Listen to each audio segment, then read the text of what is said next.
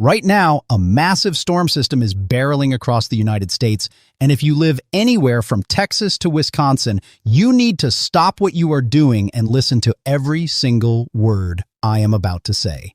This is not a drill. This is not an exaggeration.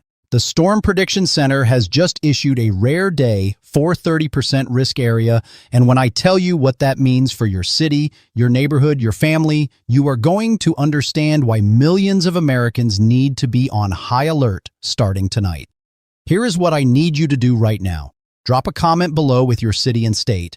I am going to break down the forecast for over 270 cities and locations across America in this video, and if your area is on this list, you need to know exactly when this storm hits you, when it peaks, and when it finally moves out. That is my promise to you.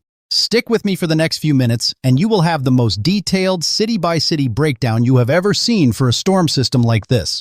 But first, let me tell you the one number that has every meteorologist in the country on edge right now. 80 knots. That is the speed of the mid-level jet stream that is about to eject into the plains. To put that in perspective, that is over 92 miles per hour of wind energy at 15,000 feet above the ground. And when that kind of atmospheric firepower collides with warm, moist Gulf air, the result is explosive. We are talking supercells. We are talking damaging hail the size of baseballs. We are talking winds that can rip roofs off houses. And yes, we are talking tornadoes, possibly a tornado outbreak. Now, I know what some of you are thinking. Every storm gets hyped up these days. I get it. But here is why this one is different. And stay with me to minute 5, because that is where I am going to show you the exact hour-by-hour timeline for when this storm hits each major city. You do not want to miss that. This storm system is not a one-day event. It is a 4-day siege. It starts tonight, Tuesday, March 3rd, 2026, and it does not let up until Saturday, March 7th. 4 consecutive days of severe weather rolling across the heartland of America. That has not happened yet this year, and the way this system is structured with a massive upper-level trough diving out of the Rockies, a surging Gulf moisture feed, and a sharpening dry line across West Texas, this is a textbook spring severe weather setup, the kind of setup that storm chasers wait all year to see. The kind of setup that produces the storms you see on the news. Let me break this down day by day, hour by hour, city by city, and I promise you, by the end of this video, you will know exactly what to expect and exactly what to do.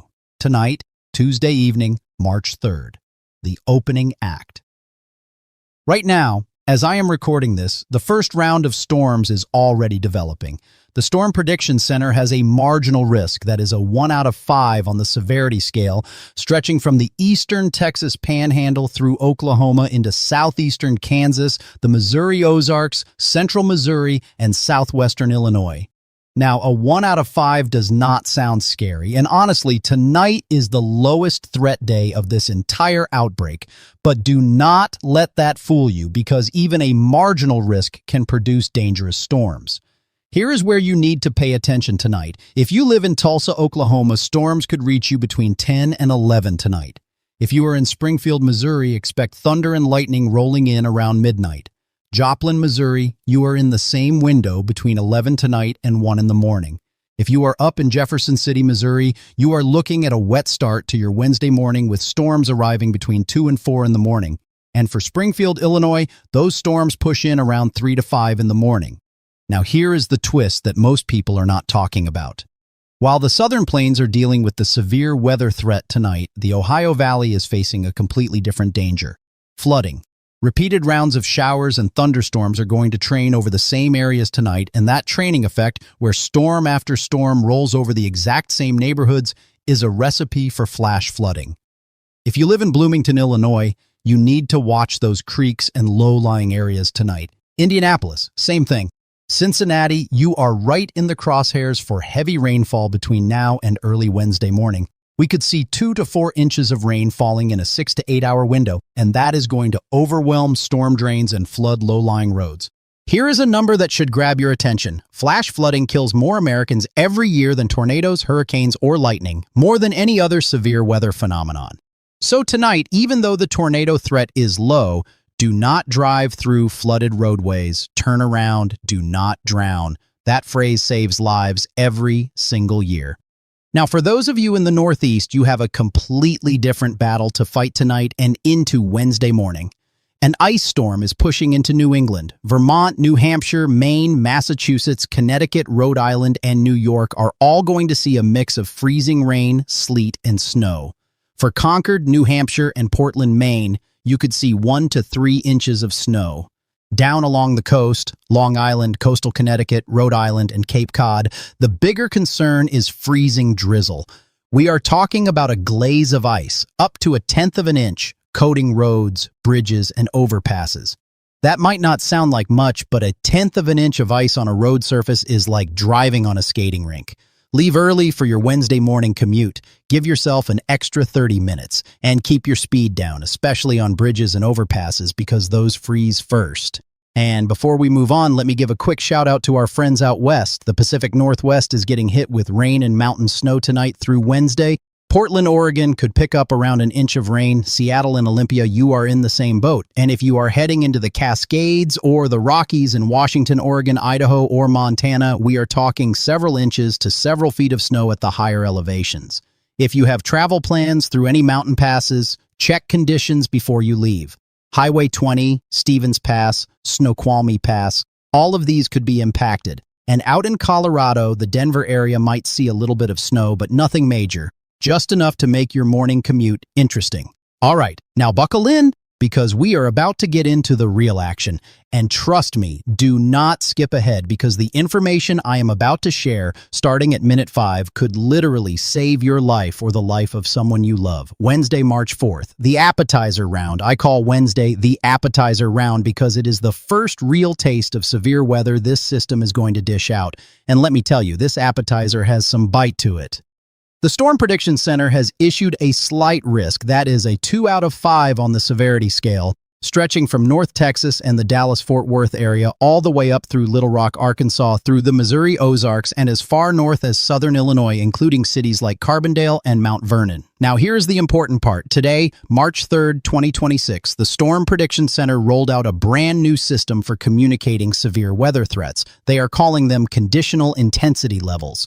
It is a 3-tiered system that replaces the old hatched areas on their maps. So instead of just one hatched area showing you where the biggest threats are, they now have a double hatch and a triple hatch to give you a much clearer picture of how intense the storms could be. This is the first outbreak where we are seeing this new system in action, and honestly, it is a big improvement. It makes it easier for everyone to understand exactly what level of threat they are facing. So let me give you the city-by-city breakdown for Wednesday. This is the part I promised you, and I am delivering right now, starting with the Southern Plains sector, Dallas-Fort Worth, Texas.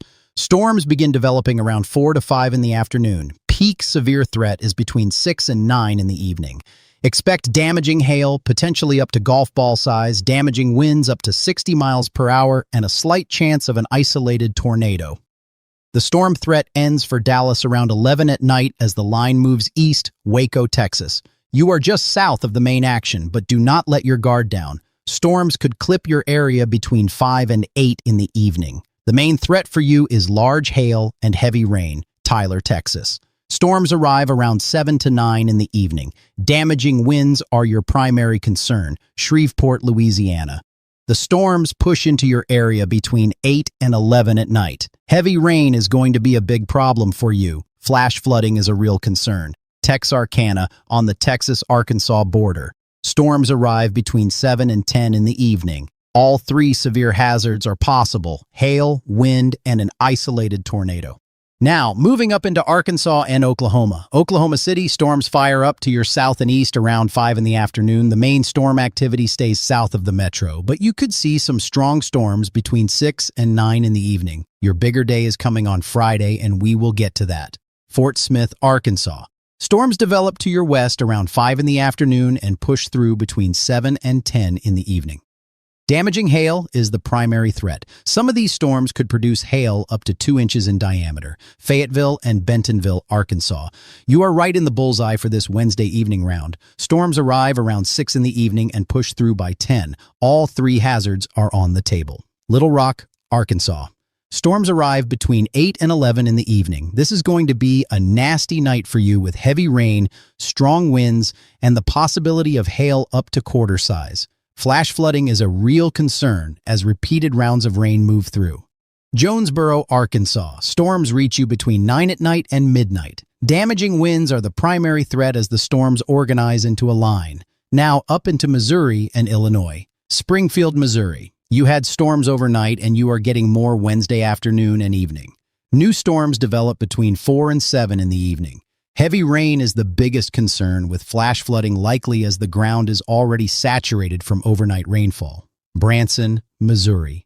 Storms arrive between 5 and 8 in the evening. Heavy rain and strong winds are the primary threats. St. Louis, Missouri. Storms approach from the southwest between 8 and 11 in the evening. Most of these storms will be weakening as they reach you, but you could still see heavy rain and some rumbles of thunder. The bigger concern for St. Louis is flash flooding from the accumulated rainfall. Carbondale, Illinois. Storms push through between 9 at night and midnight. You are on the northern edge of the severe threat, but do not let your guard down. Damaging winds are possible. Mount Vernon, Illinois. Similar timing to Carbondale. Storms between 9 and midnight. Heavy rain and gusty winds. Evansville, Indiana. You are on the fringe of the severe weather risk for Wednesday, but storms could reach you between 10 at night and 1 in the morning. The main threat is heavy rain and flash flooding. Now here is something critical that I need everyone to understand. There is a 2% tornado probability within 25 miles of any given point in this slight risk area. 2% might sound small, but in meteorology, that is significant enough to warrant a tornado watch, and it means every person in this zone needs to know where their safe room is and have a way to receive warnings, especially overnight. Speaking of the Ohio Valley sector, for Cincinnati, Columbus, Indianapolis, and Louisville, your concern on Wednesday is not so much severe thunderstorms, it is flooding. Repeated rounds of rain are going to push your rainfall totals to between 2 and 4 inches by Thursday morning. Some spots could see even more. Louisville, Kentucky. Rain and storms continue through Wednesday evening. The storms that were severe back in Arkansas and Missouri will be weakening as they reach you, but they will still carry heavy rain. Cincinnati, Ohio. Persistent rain through Wednesday, with the heaviest falling between 6 in the evening and 2 in the morning Thursday. Watch for flash flooding along Mill Creek and the Little Miami River, Indianapolis, Indiana. Rain picks up Wednesday afternoon and continues through the night. 2 to 3 inches possible. Be ready for street flooding. Columbus, Ohio. You are on the northern edge. Rain arrives Wednesday evening and continues overnight. 1 to 2 inches expected. Now here is where I need you to stay with me, because what I am about to tell you about Thursday and Friday is where this storm system goes from concerning to potentially historic. Do not skip past this part. Do not scroll away. The information coming up in the next few minutes could be the most important weather information you hear all week. Thursday, March 5th. The reload. Remember how I said Wednesday was the appetizer? Thursday is when the main course starts getting prepared. And let me tell you, the chef is not messing around. Here is what happens on Thursday. The severe weather threat reloads and shifts westward into the high plains of West Texas and Southwest Kansas. The cities that need to pay the closest attention are Amarillo, Texas, Lubbock, Texas, and the entire Texas Panhandle region. Now, why does the threat shift west? Because of that massive trough I mentioned earlier, the one that is diving out of the Rockies with 80-knot winds at the jet stream level. On Wednesday, the storms were generated by a smaller feature, a shortwave trough, a subtle ripple in the atmosphere. Thursday is when the big dog arrives. The larger trough takes over and it completely changes the game. Here is what makes Thursday special, and honestly, a little terrifying if you live in the Texas Panhandle. A dry line is going to set up across West Texas. For those of you who are not weather nerds, a dry line is the boundary between moist Gulf air and dry desert air. On Thursday around 7 in the evening, the dew points in Waco will be 67 degrees. In Dallas, 65 degrees. Those moisture levels push as far north as Oklahoma City. But just to the west, over Amarillo and Lubbock, the dew points drop to practically nothing. That contrast, that sharp boundary between moist and dry, is like a loaded gun. And when that dry line propagates eastward over Amarillo and Lubbock late Thursday afternoon, it is going to be the trigger for explosive thunderstorm development. I am talking about supercells. Isolated, rotating thunderstorms that can produce monster hail and tornadoes. Let me give you the Thursday city-by-city breakdown. Amarillo, Texas. This is your day to be on high alert. Storms fire along the dry line between 4 and 6 in the afternoon. Peak severe threat is between 6 and 10 in the evening. Monster hail is possible. We are talking hail up to 3 inches in diameter or larger. That is bigger than a baseball. Winds could gust over 70 miles per hour, and the tornado threat is elevated compared to Wednesday. Have your storm shelter identified. Have your radar app open. Have your weather alerts turned up loud. Lubbock, Texas. Storms develop between 5 and 7 in the evening. Same threats as Amarillo. Supercell hail. Damaging winds, possible tornadoes. Peak threat between 7 and 11 at night. Midland and Odessa, Texas. You are on the southern fringe of the dry line activity. Storms could develop to your north and move in your direction between 6 and 9 in the evening. The primary threat is large hail. Wichita Falls, Texas. Storms push your way late Thursday evening between 8 and 11 at night. These storms will have been traveling for a while and could be well organized. Damaging winds and large hail are likely. An isolated tornado is possible. Childress, Texas, right in the heart of the panhandle action. Storms between 5 and 9 in the evening. All severe hazards possible. Liberal, Kansas. Storms reach you between 7 and 10 in the evening. Large hail and damaging winds are the primary threats. Dodge City, Kansas. Storms arrive between 8 and 11 at night. You are on the northern edge of the most intense activity, but do not let your guard down. Garden City, Kansas. Similar to Dodge City. Storms between 8 and 11. Large hail is the main concern. And here is a detail that most forecasters are not emphasizing enough. The wind shear on Thursday is not just a tornado maker, it is a hail amplifier. The wind shear profile is going to tilt the updrafts in these supercells in a way that keeps hailstones suspended in the storm for longer, allowing them to grow to enormous sizes. This is why I said monster hail. On Thursday, the hail threat might actually be more dangerous than the tornado threat across the Texas Panhandle. A 3-inch hailstone falling at terminal velocity hits with enough force to shatter a car windshield, crack a skull, and punch through a roof.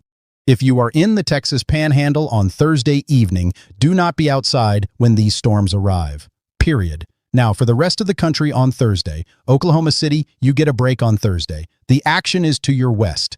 Use this day to prepare for Friday because Friday is your day and it is going to be intense. We will get to that shortly. For the Ohio Valley, the leftover rain from Wednesday finally moves out Thursday morning. Jefferson City, Missouri, you wake up to a wet start, but things improve through the day. St. Louis, same story, morning rain clearing by afternoon. The Nebraska and Iowa border region is also in the 1 out of 5 marginal risk on Thursday.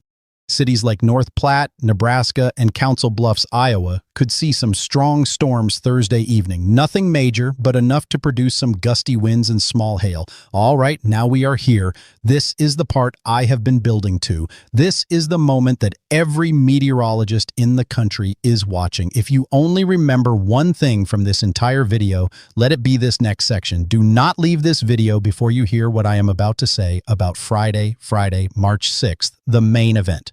I have been doing weather coverage for a long time, and I can tell you, setups like this do not come along very often, maybe a handful of times per year, and when they do, they demand your full attention. The Storm Prediction Center has already issued an enhanced risk that is a 3 out of 5 on the severity scale, stretching from the Oklahoma City area up through Kansas City and into St. Joseph, Missouri. And surrounding that enhanced risk is a slight risk, 2 out of 5, that extends from Wisconsin all the way back down to Texas. That is an enormous area of severe weather potential, but it is that 3 out of 5 enhanced area that has my attention locked in. Let me explain why. Remember that 80-knot mid-level jet I told you about at the beginning of this video? On Friday, it reaches its maximum intensity. This jet stream energy is going to eject off the base of the trough and rocket northeastward across the plains. At the same time, a surface low-pressure system is going to deepen rapidly off the front range of the Rockies and track northeastward into the Midwest. As that low intensifies, it is going to scoop up massive amounts of moisture from the Gulf of Mexico. Dew points across central Oklahoma and Kansas are going to surge into the mid to upper 60s. Some models are showing dew points hitting 70 degrees in parts of central Oklahoma. At the same time, the dry line is going to sharpen dramatically across West Texas and western Oklahoma. This is going to be the spark plug for explosive thunderstorm development, and here is the key. The warm sector ahead of that dry line is going to be wide open. That means the supercells that fire along the dry line will have hundreds of miles of warm, moist, unstable air to feed on. There will be nothing to stop them from growing into absolute monsters. The convective available potential energy, which we call CAPE, is going to be somewhere between 2,000 and 4,000 joules per kilogram across the warm sector. For those who do not speak meteorology, that is an extraordinary amount of fuel for thunderstorms. Combine that with the extreme wind shear from the 80-knot jet, and you have a recipe for long-track supercells capable of producing violent tornadoes. I am going to be honest with you right now. I am hesitant to use the words tornado outbreak. That is a phrase that should not be thrown around lightly. But if there is a setup this year that could produce a tornado outbreak, this is the one. The dynamics are there, the moisture is there, the wind shear is there. Everything is aligned for a major severe weather event on Friday. Now here is your city-by-city breakdown for Friday. This is the section you absolutely cannot miss. If you skipped ahead, go back to the beginning and watch the full context, because understanding the progression of this system is crucial for your safety. Oklahoma City, Oklahoma, this is your day. Storms are expected to fire along the dry line to your west during the early to mid-afternoon hours, between 1 and 3 in the afternoon. Initial storms will be discrete supercells, isolated rotating thunderstorms capable of producing large hail and tornadoes. These supercells are expected to track northeast, putting the Oklahoma City metro in the crosshairs between 3 and 6 in the evening. Peak severe threat for Oklahoma City is between 4 and 7 in the evening. Tornadoes, some potentially strong, are possible. Damaging hail up to baseball size. Winds gusting over 70 miles per hour. By 9 in the evening, the initial supercells will have merged into a squall line, and the primary threat shifts to damaging straight-line winds. Norman, Oklahoma. You are right next to Oklahoma City, so your timing is identical. 3 to 7 in the evening is your danger window. The University of Oklahoma campus needs to have shelter plans activated. Lawton, Oklahoma. Storms fire earlier for you since you are closer to the dry line. Expect the first storms between noon and 2 in the afternoon. Peak threat between 2 and 5 in the evening. Stillwater, Oklahoma. Storms arrive between 4 and 7 in the evening. All severe hazards possible. Enid, Oklahoma. Your window is between 3 and 6 in the evening. Supercells tracking northeast could directly impact you. Tulsa, Oklahoma. Storms push in from the west between 5 and 8 in the evening. By the time they reach you, some may have already congealed into a squall line, so damaging winds become the primary threat. But isolated tornadoes are still possible ahead of the line. Bartlesville, Oklahoma, 5 to 8 in the evening. Same threats as Tulsa. McAllister, Oklahoma, 4 to 7 in the evening. Tornadoes and large hail. Now, moving north into Kansas. This is where the enhanced risk really lights up. Wichita, Kansas. Storms develop to your southwest in the early afternoon and push into the metro between 3 and 6 in the evening. Supercells are likely. Large hail and tornadoes are the primary threats. Peak danger window is 4 to 7 in the evening. Emporia, Kansas. Storms arrive between 4 and 7 in the evening. Supercells could be well developed and dangerous by the time they reach you. Topeka, Kansas. Storms push in between 5 and 8 in the evening. You are on the northern edge of the enhanced risk and the tornado threat is real. Lawrence, Kansas. Same timing as Topeka, 5 to 8 in the evening. Strong to violent tornadoes are possible. Manhattan, Kansas. Storms arrive between 4 and 7 in the evening. Large hail and tornadoes. Salina, Kansas. You are farther west, so storms arrive earlier, between 2 and 5 in the afternoon. Initial supercells could fire right over you. Kansas City, Kansas, and Missouri. This is a major metro area in the heart of the enhanced risk zone. Storms push in from the west between 5 and 9 in the evening. The initial supercells may still be discrete when they arrive, which means the tornado threat could be at its highest right as the storms hit the metro. Peak danger is between 6 and 9 in the evening. After 9, the storms congeal into a squall line and damaging winds become the primary threat, carrying into the overnight hours. St. Joseph, Missouri.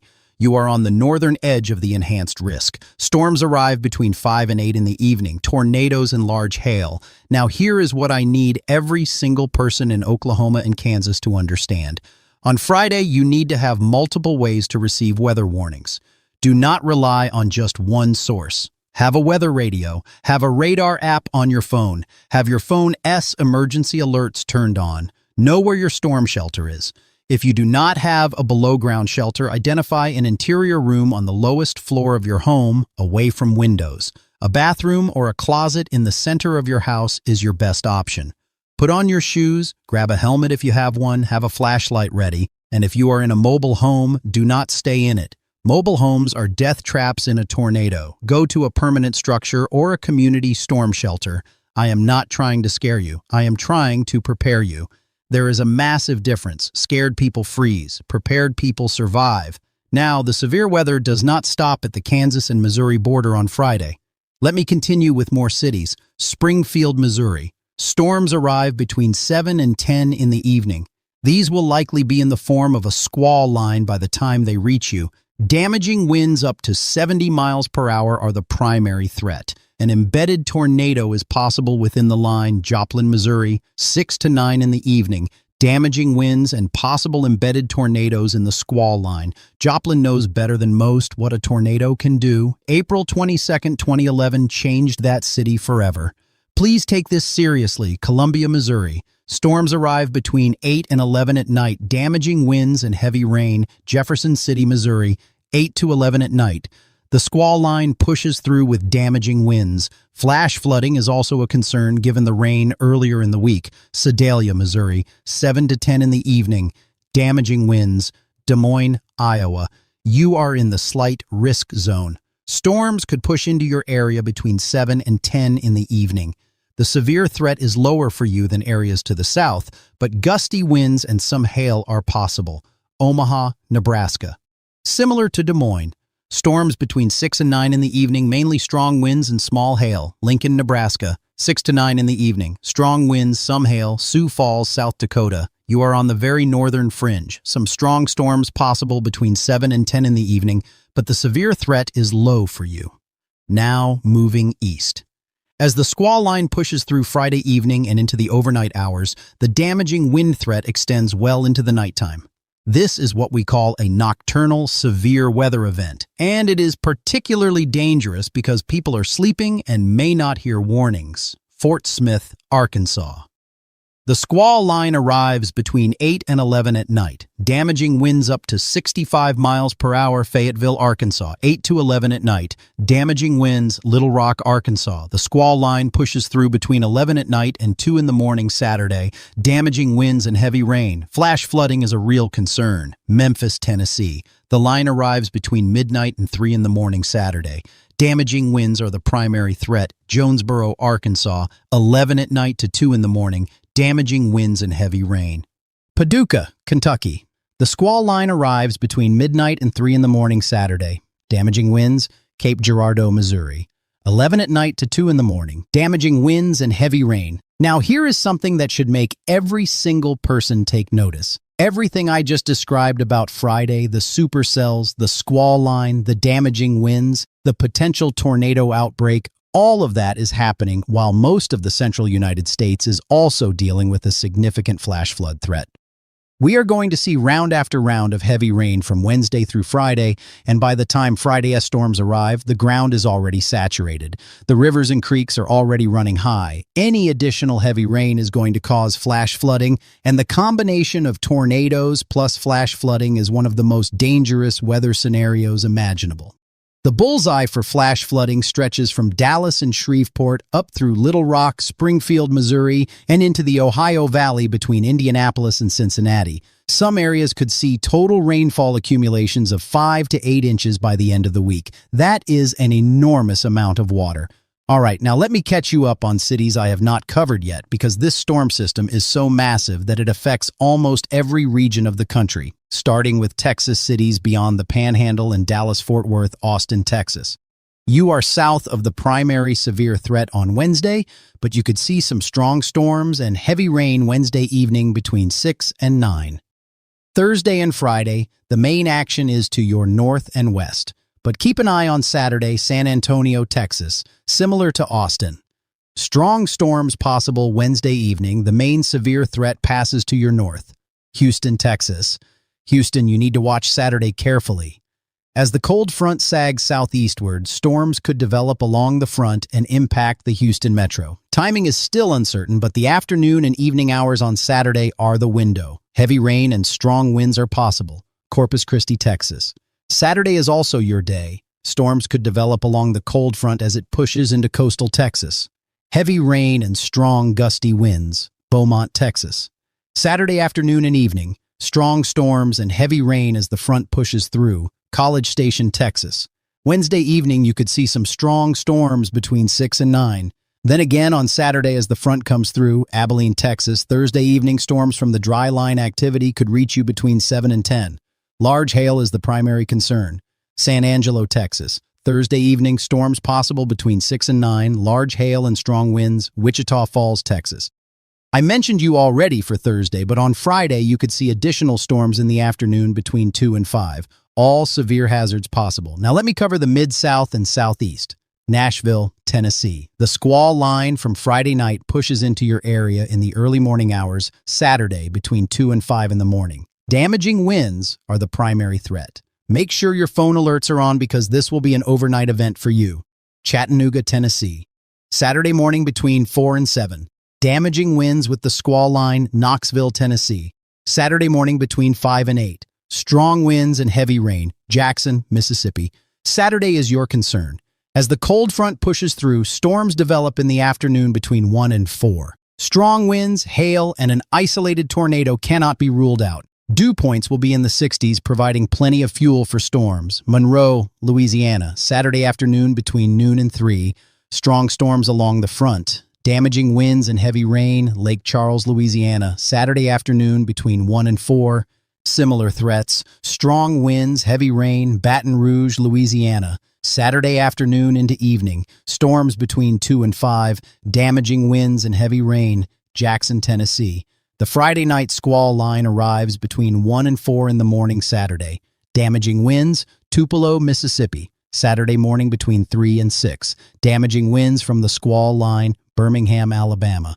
Saturday morning, the squall line could push through between 5 and 8. Strong winds and heavy rain, Montgomery, Alabama. Saturday between 6 and 9 in the morning. Strong winds and rain, Atlanta, Georgia. Saturday morning into afternoon. The weakening front could bring some strong storms between 8 in the morning and noon. The severe threat is low, but not zero. Now let me cover the Ohio Valley and Midwest in more detail for Friday and Saturday. Louisville, Kentucky.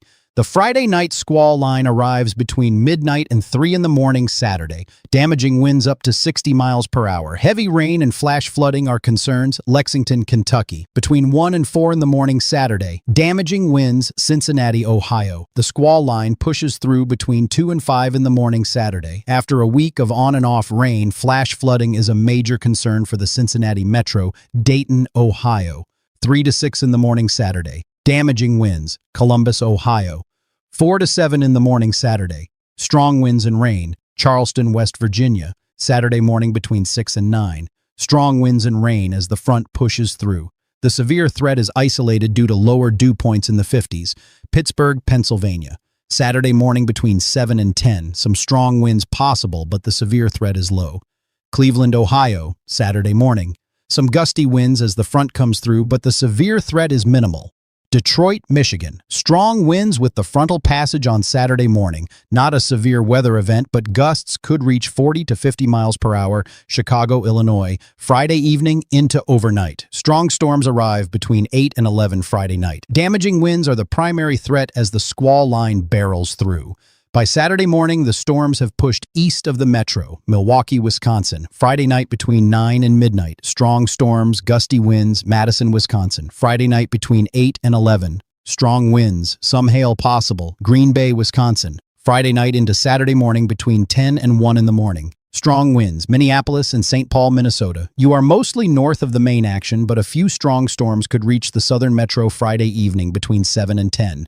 The severe threat is low, Rockford, Illinois. Friday night between 9 and midnight. Strong to severe storms with damaging winds, Peoria, Illinois. Friday night between 9 and midnight. Damaging winds with the squall line, Champaign, Illinois. Friday night between 10 and 1 in the morning Saturday. Strong winds and heavy rain, Terre Haute, Indiana. Friday night between 10 and 1 in the morning Saturday. Damaging winds, Fort Wayne, Indiana. Saturday morning between 1 and 4. Strong winds and rain, South Bend, Indiana. Saturday morning between 1 and 4. Gusty winds, Evansville, Indiana. Friday night between 11 and 2 in the morning Saturday. Damaging winds with the squall line. Now, I promised you over 270 cities, so let me keep going. Here are additional cities and their timing windows. For Wednesday, March 4th, Longview, Texas. Storms between 7 and 10 in the evening. Nacogdoches, Texas. 7 to 10 in the evening. Lufkin, Texas. 7 to 10 in the evening. Pine Bluff, Arkansas. 8 to 11 at night. Hot Springs, Arkansas. 7 to 10 in the evening. Russellville, Arkansas. 7 to 10 in the evening. Harrison, Arkansas. 6 to 9 in the evening. West Memphis, Arkansas. 9 at night to midnight. Poplar Bluff, Missouri. 9 at night to midnight. Sikeston, Missouri. 9 at night to midnight, Rolla, Missouri. 7 to 10 in the evening, Lebanon, Missouri. 6 to 9 in the evening, West Plains, Missouri. 7 to 10 in the evening, Cape Girardeau, Missouri. 9 at night to midnight, Quincy, Illinois. Late evening, 9 to midnight, mainly rain and thunder, Decatur, Illinois. Late evening, heavy rain, Danville, Illinois. Late evening into overnight, heavy rain, Terre Haute, Indiana. Late Wednesday into early Thursday, heavy rain for Thursday, March 5th. Pampa, Texas, 5 to 8 in the evening. Supercell hail and winds, Borger, Texas, 5 to 8 in the evening. Supercell hail, Canyon, Texas, 5 to 8 in the evening. Near Amarillo, same threats, Plainview, Texas, 6 to 9 in the evening. Large hail, Hereford, Texas, 5 to 8 in the evening. Supercell hail, Clovis, New Mexico. You are on the western edge. Storms could develop near you between 4 and 7 in the evening. Large hail possible, Guymon, Oklahoma. 6 to 9 in the evening. Strong storms with large hail, Woodward, Oklahoma. 7 to 10 in the evening. Transitional area between Thursday and Friday threats. Elk City, Oklahoma. 7 to 10 in the evening. Large hail and strong winds. Pratt, Kansas. 7 to 10 in the evening. Large hail. Great Bend, Kansas. 8 to 11 at night. Strong storms possible. Hays, Kansas. 7 to 10 in the evening. Large hail possible. Goodland, Kansas. 6 to 9 in the evening. Near the dry line, storms fire here first, North Platte, Nebraska.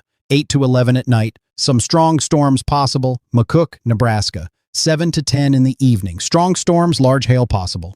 For Friday, March 6th, additional cities, Ponca City, Oklahoma. 4 to 7 in the evening. Supercells and possible tornadoes, Ada, Oklahoma. 3 to 6 in the evening. All severe hazards, Durant, Oklahoma. 4 to 7 in the evening. Tornadoes and hail, Ardmore, Oklahoma.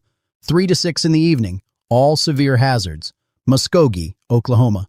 5 to 8 in the evening. Damaging winds and possible tornadoes, Tahlequah, Oklahoma. 5 to 8 in the evening. Miami, Oklahoma. 5 to 8 in the evening. Pittsburgh, Kansas. 5 to 8 in the evening. Damaging winds and possible tornadoes, Parsons, Kansas. 5 to 8 in the evening. Independence, Kansas. 5 to 8 in the evening. Chanute, Kansas. 5 to 8 in the evening, Coffeyville, Kansas. 5 to 8 in the evening, Ottawa, Kansas. 5 to 8 in the evening, Hutchinson, Kansas. 3 to 6 in the evening, supercells, hail and tornadoes, McPherson, Kansas. 3 to 6 in the evening, Newton, Kansas. 3 to 6 in the evening, near Wichita, same threats. El Dorado, Kansas. 4 to 7 in the evening, Winfield, Kansas. 4 to 7 in the evening, Leavenworth, Kansas. 5 to 9 in the evening, near Kansas City, Olathe, Kansas. 5 to 9 in the evening.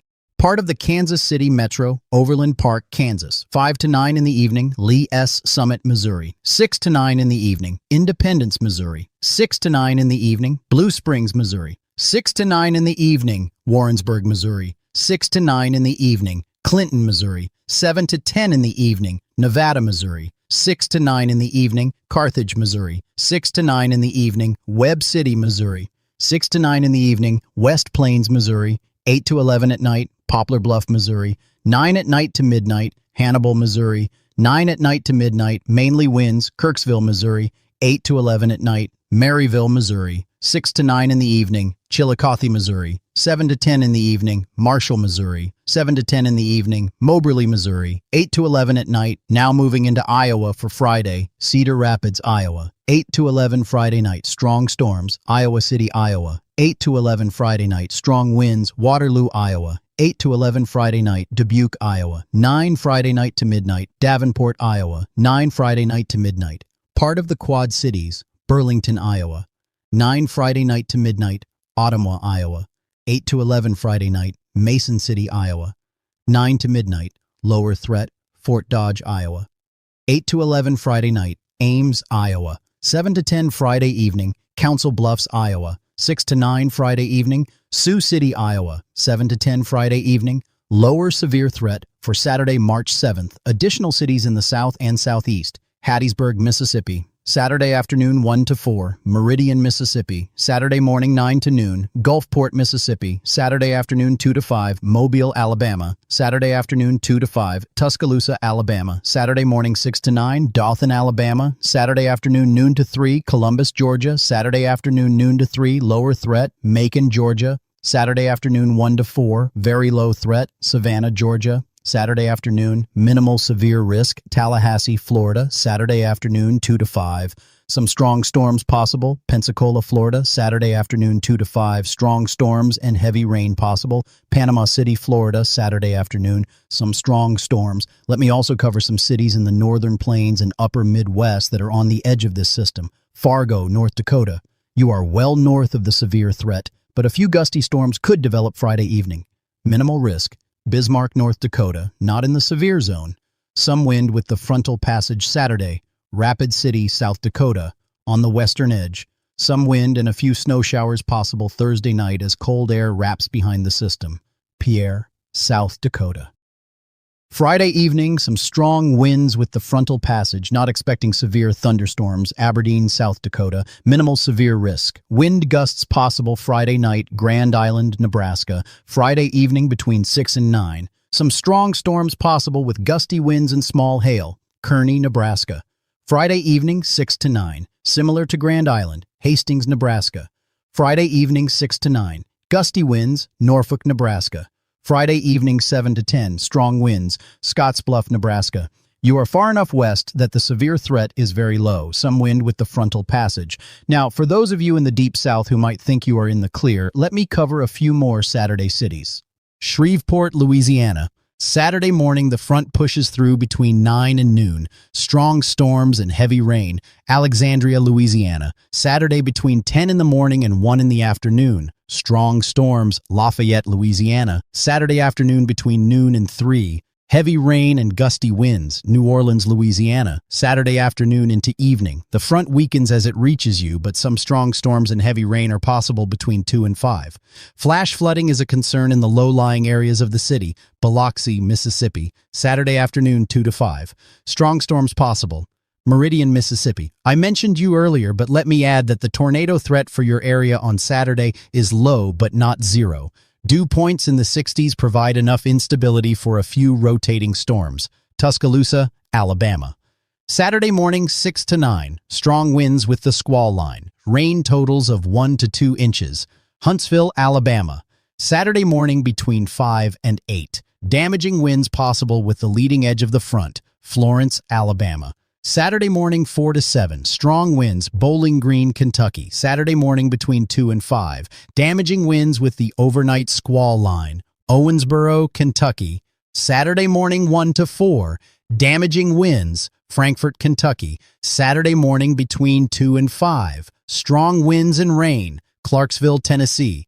Saturday morning between 2 and 5, damaging winds, Cookeville, Tennessee. Saturday morning between 4 and 7, strong winds and rain. Now let me also address the cities along the East Coast that will feel the effects of this system later in the weekend and into early next week. Washington, District of Columbia. By Sunday, winds pick up as the cold front approaches. Some rain showers Sunday afternoon into evening. Not a severe weather event, but gusty winds up to 40 miles per hour are possible. Baltimore, Maryland. Similar to Washington, Sunday afternoon into evening, rain and wind, Philadelphia, Pennsylvania. Sunday afternoon into evening, rain and gusty winds. Not severe but unpleasant, New York City. Sunday evening into Monday morning, rain and wind. Temperatures drop sharply behind the front, Boston, Massachusetts. Monday morning, rain transitioning to a wintry mix as cold air rushes in. Could see a brief period of sleet or wet snow before it ends.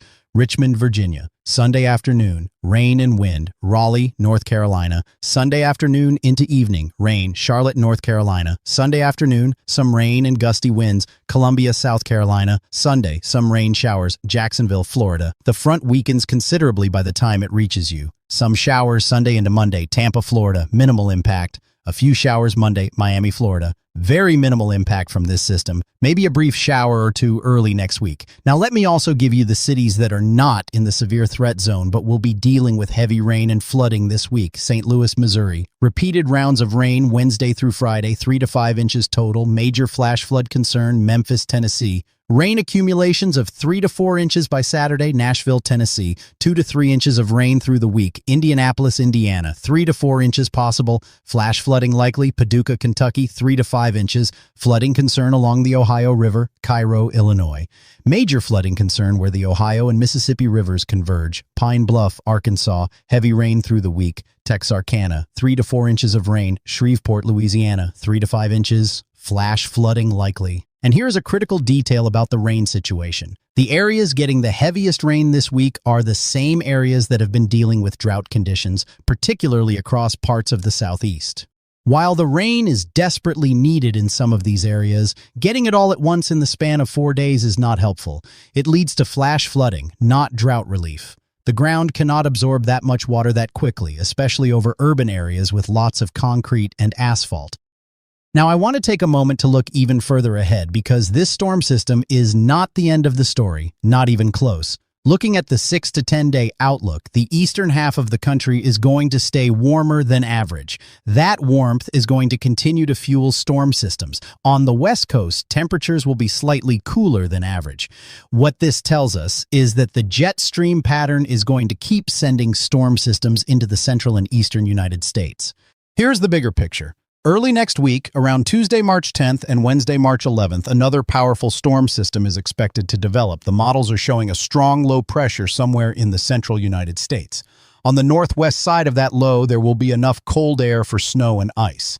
On the warm side, more severe weather. And this next system could be followed by a significant cold snap. The models are showing a stronger surge of cold air arriving during the middle of March that could stick around with sustainable below-average temperatures. That cold air combined with the active storm track could bring accumulating snow back to the Midwest, Ohio Valley, and Northeast. Remember, it is March. This is the transition between winter and spring. These are the kinds of wild temperature swings that define this time of year. One day it is 70 degrees and sunny, the next day it is snowing. And those big temperature contrasts are exactly what fuel severe weather outbreaks. So, this week, SE storm system is not an isolated event. It is the opening chapter in what could be a very active March. We are going to continue covering this every single day, and I want you to be part of this community as we track these systems together.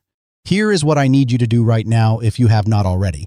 Drop a comment below with your city and state. Tell me where you are watching from. I read every single comment, and I will make sure your area is covered in tomorrow's update. We are going to go live for the Friday severe weather event, all-day coverage from the moment the first storms fire until the last squall line pushes through. You do not want to miss that. Now let me give you your action checklist for the rest of this week. This is important no matter which city you are in. First, charge your devices, your phone, your tablet, any portable battery packs you have. Charge them tonight and keep them charged all week. If the power goes out during a storm, your phone is your lifeline for weather warnings. Second, know where your safe room is. Interior room, lowest floor, away from windows. If you have a basement, that is the best option. If you are in an apartment building, go to the lowest floor interior hallway. Third, have a weather radio or a reliable weather app with push notifications turned on. The National Weather Service issues warnings that can wake you up in the middle of the night if a tornado is heading your way. Do not rely on outdoor tornado sirens. They are designed for people who are outdoors, and you may not hear them from inside your house, especially if you are sleeping. Fourth, if you live in a mobile home anywhere in the severe weather zone, identify a permanent structure you can go to. A neighbor's house, a community shelter, a sturdy building nearby. Have a plan and share that plan with your family. Fifth, keep your gas tank full. If you need to evacuate from a flood zone or if the power goes out and gas stations cannot pump fuel, you want a full tank. Sixth, have water and non-perishable food available, enough for at least 72 hours. If the power goes out for an extended period, you want to be self-sufficient. Seventh, know the difference between a watch and a warning. A watch means conditions are favorable for severe weather. A warning means severe weather has been detected or is imminent. When a warning is issued, take action immediately. 8th, take photos of your property and vehicles before the storms arrive. If you need to file an insurance claim afterward, having before photos will make the process much smoother. 9th, bring in any outdoor furniture, decorations, or loose items that could become projectiles in high winds. A lawn chair in 70-mile-per-hour winds becomes a dangerous missile. 10th, talk to your family about the plan. Make sure everyone in your household knows what to do and where to go if a tornado warning is issued. Practice the plan once before the storms arrive. Now, let me give you the record warmth situation that is going to precede Friday's cold front, because this is another twist in this wild week. Ahead of Friday's cold front, temperatures across the Ohio Valley are expected to be near record levels. We could see temperatures in the 70s and even low 80s across parts of Kentucky, Tennessee, and southern Ohio on Friday.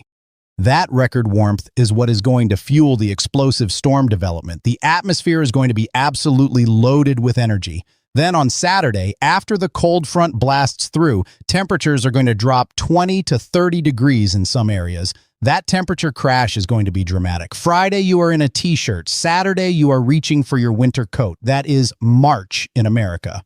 And speaking of that cold front, let me talk about the wind situation. Even in areas that do not see severe thunderstorms, the cold frontal passage itself is going to bring strong winds. We are talking sustained winds of 25 to 35 miles per hour, with gusts up to 50 miles per hour or higher across the Great Plains, the Midwest, and into the eastern United States. Whether you are on the West Coast, in the Plains, or on the East Coast, the next 2 weeks are going to be windy. Hang on to your hats. All right, let me do a final summary of the most critical threats by day so you can plan your week. Tuesday night, March 3rd. Overnight storms across the Central Plains. Flash flooding in the Ohio Valley. Ice storm in New England. Low overall severe threat. Wednesday, March 4th. Slight risk of severe weather from Dallas to southern Illinois. Storms fire in the afternoon, peak in the evening. Damaging hail, winds, and isolated tornadoes. Flash flooding continues in the Ohio Valley. Ice and snow in New England. Thursday, March 5th. Severe weather reloads in the Texas Panhandle and southwest Kansas. Supercells with monster hail and possible tornadoes late afternoon into evening. The rest of the country gets a brief break. Friday, March 6th. The main event. Enhanced risk from Oklahoma City to Kansas City. Possible tornado outbreak, supercells in the afternoon, squall line with damaging winds overnight, flash flooding across the entire region. Nocturnal severe weather threat extends into the Ohio Valley. Saturday, March 7th. The cold front continues southeast. Severe weather possible from coastal Texas through Mississippi, Alabama, and into the Tennessee and Ohio valleys. Lower magnitude than Friday, but still dangerous, especially in the Gulf states where moisture remains high. Next week, March 10th and 11th. Another strong storm system likely. Details still coming into focus, but be prepared for more severe weather and a significant cold snap by mid-March. This has been an incredibly detailed breakdown of what is shaping up to be one of the most significant severe weather weeks we have seen so far in 2026. I know it is a lot of information, but your safety is worth every single word. Now remember what I said at the beginning. Drop your city and state in the comments. I want to make sure you are covered. And if you found this helpful, share it with someone you care about who lives in these affected areas. A simple text message or a share on social media could literally save someone's life. We are going to be live all day Friday covering the severe weather outbreak in real time. Hour by hour updates, radar analysis, storm reports as they come in. You do not want to miss it. And in tomorrow's video, I am going to have even more high-resolution model data to show you. The forecast is going to become sharper and more detailed as we get closer to the event. We are going to narrow down the exact timing windows even further, and I have some model data that I think is going to shock you when you see it. The setup for Friday keeps getting more impressive with every model run, and I will break it all down for you tomorrow. Do not forget, next week brings another storm system and a potential cold snap that could put winter right back on the doorstep. We will be covering that in detail in the coming days. You are going to want to be here for that. Stay safe this week, America. Pay attention to the warnings. Have your plan ready, and I will see you in the next one. Let me leave you with one more thought. Every single year in this country, people die in severe weather events that they had warning about. They knew the storms were coming. They heard the forecasts, but they did not take action. They thought it would not happen to them. They thought the tornado would miss their house. They thought the floodwaters would not rise that fast. They thought they could outrun the storm. Do not be that person this week. The atmosphere does not care about your plans. It does not care that you have a dinner reservation on Friday night. It does not care that you were planning to mow the lawn on Saturday. When a tornado warning is issued, you have minutes, sometimes seconds, to get to safety. The time to prepare is now, not when the sirens are going off. I have given you the timing for over 270 cities. I have given you the threats for each day. I have given you your action checklist. The information is in your hands now. What you do with it is up to you. For those of you who are new here, this is what we do. We break down complex weather data into clear, actionable information that you can use to protect your family, and this week there is no more important time to have that information. Share this video with your neighbors, share it with your parents, share it with your kids, share it with anyone who lives in the affected areas. The more people who are prepared, the fewer people who are hurt. Tomorrow, I am coming back with updated high-resolution model data. The forecast is going to become even more precise. I will have new information about the tornado threat on Friday, updated timing windows for every city, and some model outputs that frankly have me concerned. You are going to want to see what the latest data is showing for the Oklahoma City to Kansas City corridor on Friday afternoon. It is looking more and more significant with every single model run. And remember, we are going live on Friday for full-day coverage of this severe weather outbreak. Radar, storm reports, tornado warnings, all of it in real time. Hit that subscribe button and turn on the bell notification so you do not miss a single update. One more time, drop your city and state in the comments. I will personally make sure your area is covered in the next video. Your safety matters, and I take that responsibility seriously. I will see you tomorrow. Stay weather aware and stay alive.